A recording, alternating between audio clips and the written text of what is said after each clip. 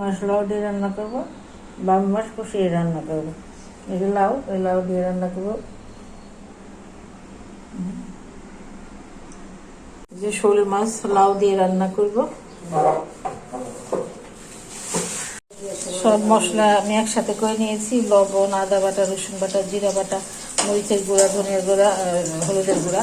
তো আমি একটু পানি দিয়ে এটা একটু গুলে নিব, গুলে এটা আমি তেলের মধ্যে দিব, তাহলে সুবিধা হয়। সব মশলাগুলো একসাথে আমি গুলে নিলাম।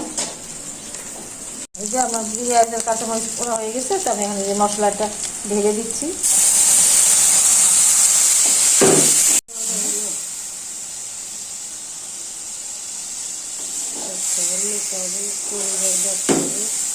মশলাটা কষানো হয়ে গেছে, তো এখন আমি যে শোল মাছটা দিয়ে দিচ্ছি। এটা আমার দেখা যায় ডিম আছে,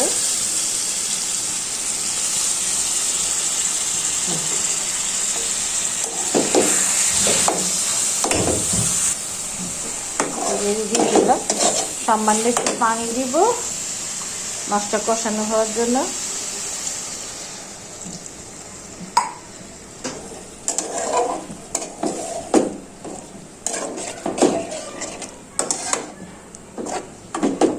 আমার মাছ কষানো তো হয়ে গেছে, তো আমি এখন মাছটা তুলে নিব।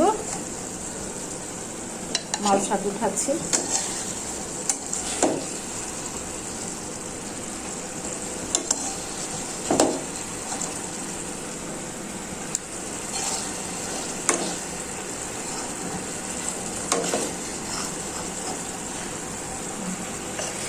এখন আমি এর মধ্যে লাউটা দিয়ে দিব।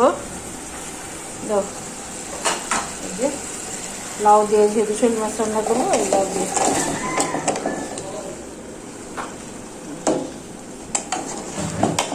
আবার দিয়ে এইরকম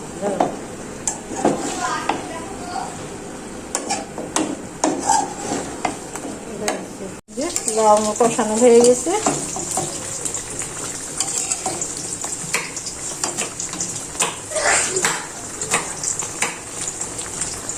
সিদ্ধ হয়ে গেছে লাউ। আমি এখন লাউর মধ্যে মাছটা দিয়ে ঝোল দিয়ে দিব, মাছ আর ঝোল।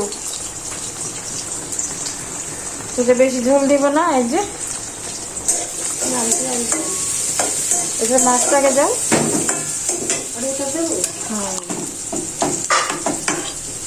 এখন মাছটা দিয়ে দিব। এই যে মাছ কষিয়ে রেখেছিলাম,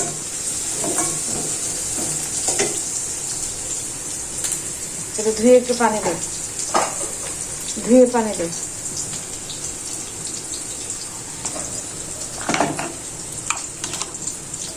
ব্যাস, মাছ দিয়ে দিলাম। এখন ঢেকে কিছুক্ষণ রান্না করবো। শোল মাছ দিয়ে লাউ। টমেটো ভালো হতে যে টমেটো নাই।